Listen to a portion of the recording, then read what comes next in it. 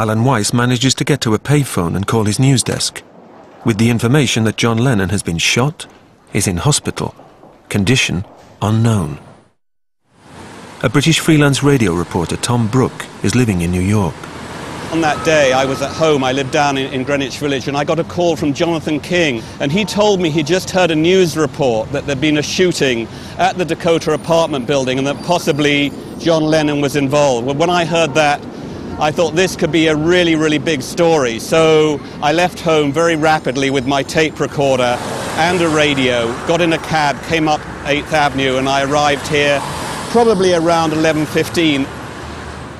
My girlfriend came in ashen-faced, looked at me and said, "John's been shot." And, I mean, I couldn't, you know, I was stunned.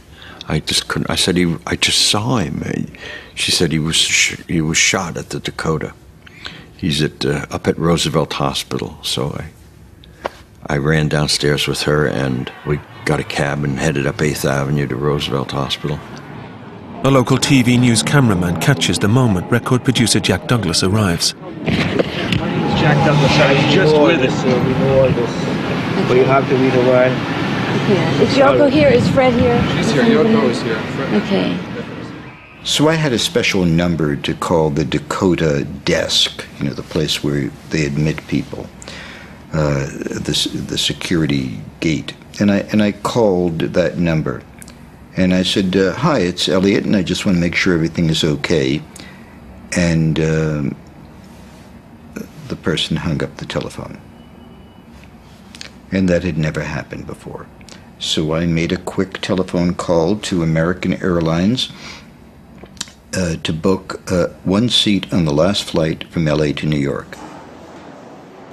And I am sitting on the gurney, and I'm able to look into the room and watch them work on John.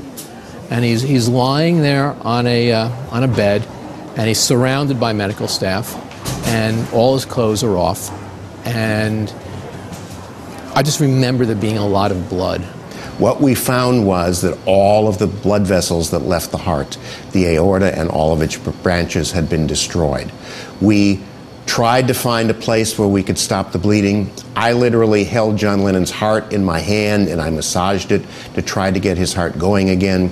We transfused blood, but it was clear with all of the vessels destroyed, there would be absolutely nothing that we could do that evening. About 11:10 to 11:15 that evening, we pronounced John Lennon dead.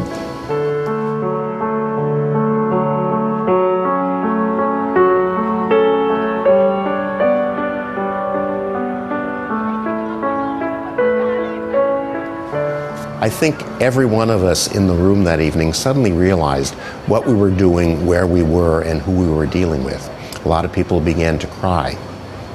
We reminded the staff to be certain not to say anything to anybody until appropriate press announcement had been made. We told the staff that they couldn't sell their uniforms that might be bloodstained. We made certain that all the linens and all the equipment in the room was secured and that the medical record was tightly secured. And then suddenly, out of virtually every door to the emergency room, security officers came running in, and they said, "You, lay down." I said, "No, I'm quite happy here." Just lay down. Because apparently the ABC story had been reported by that point. So I laid down, they took the gurney, and they took me out of the emergency room, and they put me in another room right outside the emergency room. It was at that point that I understood I needed to walk down the hallway and speak to Yoko Ono. As I did, I remembered that I was taking care of Alan Weiss, an ABC news director, and he had been laying on a stretcher right outside of the resuscitation room, but the stretcher was empty. The hospital plays Muzak, and the song that comes up on the Muzak is All My Loving. The song ends a minute, 2 minutes later, there's a shriek. No, no, oh no, oh no. Her first response was immediate. It's not true, you're lying, it can't be, I don't believe you. In my mind, it literally felt like this was going on for about 5 minutes. She was laying on the floor, she was hitting her head against the floor. I put my hands behind her head to try to prevent damage to her. Yoko Ono was incredibly emotional for quite some time. And in fact, it was when one of the nurses brought in John Lennon's wedding ring and gave it to me and I gave it to her, when she accepted the fact that her husband was in fact dead. And I was touched by the first thing that she said, because what she said was, my son Sean is still awake. He's probably sitting in front of the TV set. Please delay making the announcement 20 to 25 minutes so I can get home and make certain that I tell him what happened before he sees it on TV. The doctor who first saw me comes in and says, all right, Alan, let's continue with you. I go, hold on, Doc. What's the story with John? Is he alive? Is he dead? Is he paralyzed? I mean, I saw it looked like a lot of blood. And she said, I can't tell you anything. There's going to be a press conference in 40 minutes.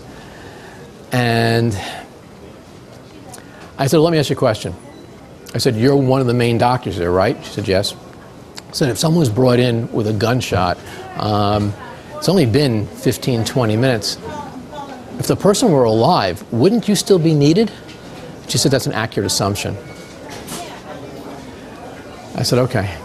I said, I got to get to a telephone.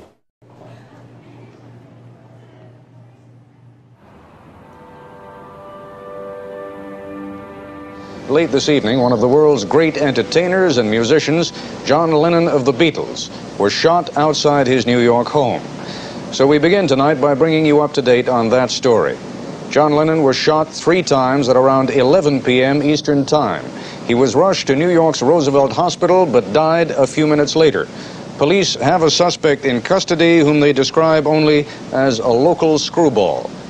Monday night, I was actually printing the pictures that I'd taken on Saturday.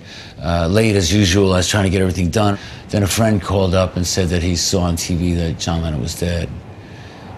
Kind of sunk down to the floor and was just thinking, how can you change this? How can you fix it? How can you make it better? What can you do to reverse that? And there's nothing you can do. I would say about 15 minutes after I got here, I heard that Lennon had been taken to Roosevelt Hospital and that he was pronounced dead. And that was really earth-shattering news, and it was my job to report and relay that news back to the BBC in London, which I set about doing by using a phone in a phone box just at the end of 72nd Street.